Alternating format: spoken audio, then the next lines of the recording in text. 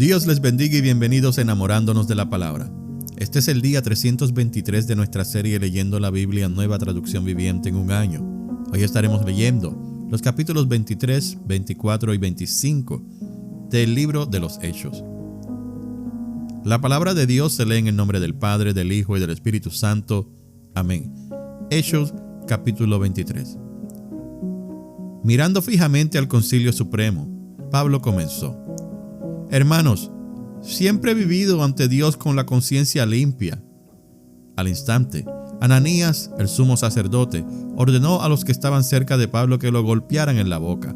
Pero Pablo le dijo: Dios te golpeará a ti, hipócrita corrupto. ¿Qué clase de juez eres si tú mismo infringes la ley al ordenar que me golpeen así? Los que estaban cerca de Pablo le dijeron: ¿Te atreves a insultar al sumo sacerdote de Dios? Lo siento, hermanos. No me había dado cuenta de que él es el sumo sacerdote, contestó Pablo, porque las escrituras dicen: no hablarás mal de ninguno de tus gobernantes. Pablo se dio cuenta de que algunos miembros del Concilio Supremo eran saduceos y que otros eran fariseos. Por lo tanto gritó: Hermanos, yo soy fariseo al igual que mis antepasados, y estoy en juicio porque mi esperanza está en la resurrección de los muertos. Esto dividió al concilio, puso a los fariseos contra los saduceos, porque los saduceos dicen que no hay resurrección, ni ángeles, ni espíritus, pero los fariseos sí creen en todo esto. Así que hubo un gran alboroto. Algunos de los maestros de ley religiosa, que eran fariseos, se levantaron de un salto y comenzaron a discutir enérgicamente. Nosotros no encontramos nada malo en él, gritaban. Tal vez algún espíritu o ángel le habló. Como el conflicto se tornó más violento, el comandante tenía temor de que descuartizaran a Pablo, de modo que les ordenó a sus soldados que fueran a rescatarlo por la fuerza y lo regresaran a la fortaleza. Esa noche el Señor se le apareció a Pablo y le dijo: Ten ánimo, Pablo. Así como has sido mi testigo aquí en Jerusalén, también debes predicar la buena noticia en Roma. Plan para matar a Pablo. A la mañana siguiente, un grupo de judíos se reunió y se comprometió mediante un juramento a no comer ni beber hasta matar a Pablo. Eran más de 40 los cómplices en la conspiración. Fueron a los sacerdotes principales y a los ancianos y les dijeron: Nos hemos comprometido mediante un juramento a no comer nada hasta que hayamos matado a Pablo. Así que ustedes y el Concilio Supremo deberían pedirle al comandante que lleve otra vez a Pablo ante el concilio. Aparenten que quieren examinar su caso más a fondo. Nosotros lo mataremos en el camino. Pero el sobrino de Pablo, el hijo de su hermana, se enteró del plan y fue a la fortaleza y se lo contó a Pablo. Pablo mandó a llamar a uno de los oficiales romanos y le dijo: Lleva a este joven al comandante. Tiene algo importante que decirle. Entonces el oficial lo hizo y explicó: El prisionero Pablo me llamó y me pidió que le trajera a este joven porque tiene algo importante que decirle. El comandante lo tomó de la mano, lo llevó a un lado y le preguntó: ¿Qué es lo que quieres decirme? El sobrino de Pablo le dijo: Unos judíos van a pedirle que usted lleve mañana a Pablo ante el Concilio Supremo, fingiendo que quieren obtener más información, pero no lo haga. Hay más de 40 hombres escondidos por todo el camino, listos para tenderle una emboscada. Ellos han jurado no comer ni beber nada hasta que lo hayan matado. Ya están listos, solo esperan su consentimiento. Que nadie sepa que me has contado esto, le advirtió el comandante al joven. Pablo es enviado a Cesarea. Entonces el comandante llamó a 2 de sus oficiales y les dio la siguiente orden: Preparen a 200 soldados para que vayan a Cesarea esta noche a las 9. Lleven también 200 lanceros y 70 hombres a caballo. Denle caballos a Pablo para el viaje y llévenlo a salvo al gobernador Félix. Después escribió la siguiente carta al gobernador: De Claudio Lisias, a su excelencia el gobernador Félix. Saludos. Unos judíos detuvieron a este hombre y estaban a punto de matarlo cuando llegué con mis tropas. Luego me enteré de que él era ciudadano romano, entonces lo trasladé a un lugar seguro. Después lo llevé al Concilio Supremo Judío para tratar de averiguar la razón de las acusaciones en su contra. Pronto descubrí que el cargo tenía que ver con su ley religiosa, nada que merezca prisión o muerte en absoluto. Pero cuando se me informó de un complot para matarlo, se lo envié a usted de inmediato. Les he dicho a sus acusadores que presenten los cargos ante usted. Así que esa noche, tal como se les había ordenado, los soldados llevaron a Pablo tan lejos como Antípatris. A la mañana siguiente, ellos regresaron a la fortaleza mientras que las tropas a caballo trasladaron a Pablo hasta Cesarea. Cuando llegaron a Cesarea, lo presentaron ante el gobernador Félix y le entregaron la carta. El gobernador la leyó y después le preguntó a Pablo de qué provincia era. «De Cilicia», contestó Pablo. «Yo mismo iré a tu caso cuando lleguen los que te acusan», le dijo el gobernador. Luego el gobernador ordenó que lo pusieran en la prisión del cuartel general de Herodes. Capítulo 24. Pablo ante Félix. 5 días después, Ananías, el sumo sacerdote, llegó con algunos de los ancianos judíos y con el abogado Tértulo para presentar su caso contra Pablo ante el gobernador. Una vez que hicieron entrar a Pablo, Tértulo presentó los cargos en su contra ante el gobernador con el siguiente discurso.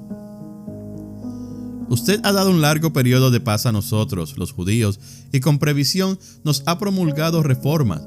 Por todo esto, su excelencia, le estamos muy agradecidos. Pero no quiero aburrirlo, así que le ruego que me preste atención solo por un momento. Hemos descubierto que este hombre es un alborotador que constantemente provoca disturbios entre los judíos por todo el mundo. Es un cabecilla de la secta conocida como los nazarenos. Además, trataba de profanar el templo cuando lo arrestamos. Puede averiguar la veracidad de nuestras acusaciones si lo interroga usted mismo. Así que los demás judíos intervinieron, declarando que todo lo que Tértulo había dicho era cierto. Entonces el gobernador le hizo una seña a Pablo para que hablara, y Pablo dijo: «Yo sé, Señor, que usted ha sido juez de asuntos judíos durante muchos años. Por lo tanto, presento con gusto mi defensa ante usted. Con facilidad puede averiguar que llegué a Jerusalén hace no más de 12 días para adorar en el templo. Los que me acusan nunca me encontraron discutiendo con nadie en el templo ni provocando disturbios en ninguna sinagoga o en las calles de la ciudad. Estos hombres no pueden probar las cosas por las cuales me acusan, pero admito que soy seguidor del camino, al cual ellos llaman secta. Adoro al Dios de nuestros antepasados y firmemente creo en la ley judía y en todo lo que escribieron los profetas. Tengo la misma esperanza en Dios que la que tienen estos hombres, la esperanza de que Él resucitará tanto a los justos como a los injustos. Por esto, siempre trato de mantener una conciencia limpia delante de Dios y de toda la gente. Después de estar ausente durante varios años, regresé a Jerusalén con dinero para ayudar a mi pueblo y para ofrecer sacrificios a Dios. Los que me acusan me vieron en el templo mientras yo terminaba una ceremonia de purificación. No había ninguna multitud a mi alrededor ni ningún disturbio, pero algunos judíos de la provincia de Asia estaban allí, y ellos deberían estar aquí para presentar cargos si es que tienen algo en mi contra.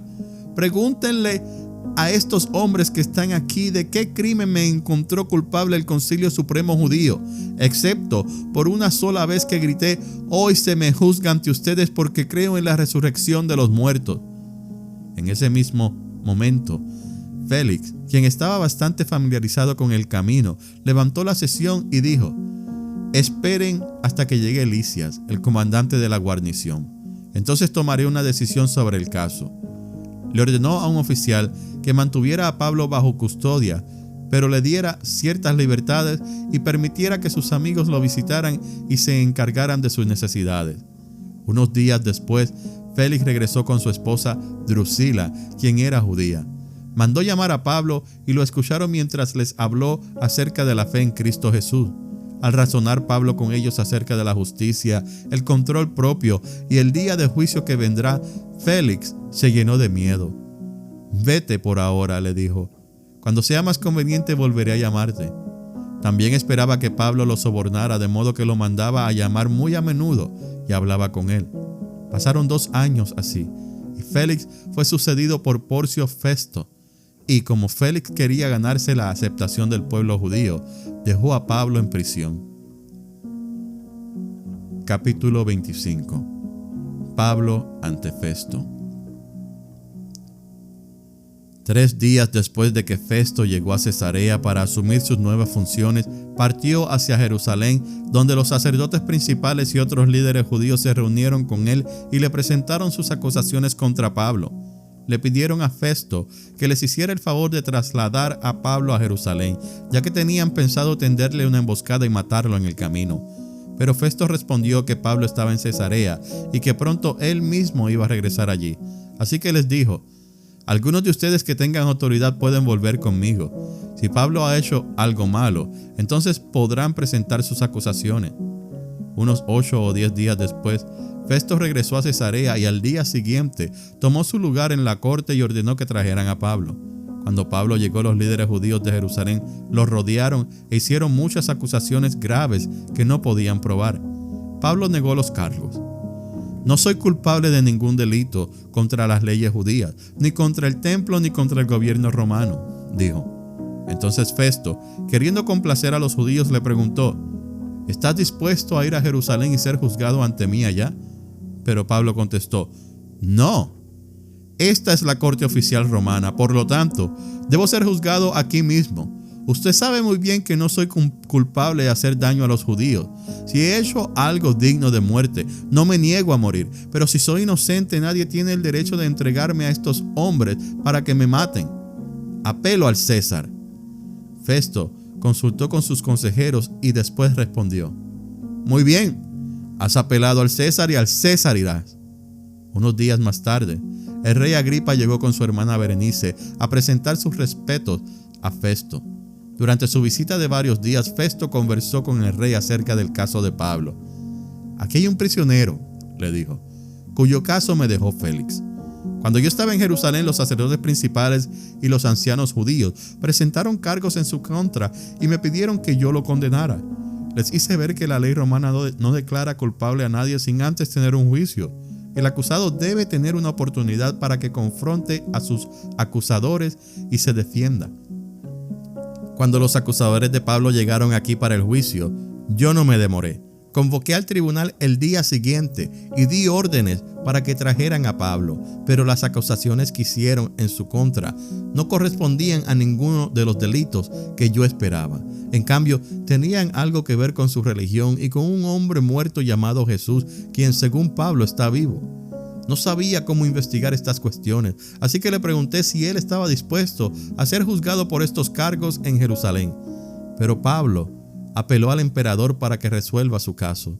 Así que di órdenes de que lo mantuvieran bajo custodia hasta que yo pudiera hacer los arreglos necesarios para enviarlo al César. Me gustaría oír personalmente a ese hombre, dijo Agripa. Y Festo respondió: mañana lo oirá. Pablo habla con Agripa. Así que al día siguiente, Agripa y Berenice llegaron al auditorio con gran pompa, acompañados por oficiales militares y hombres prominentes de la ciudad. Festo dio órdenes de que trajeran a Pablo.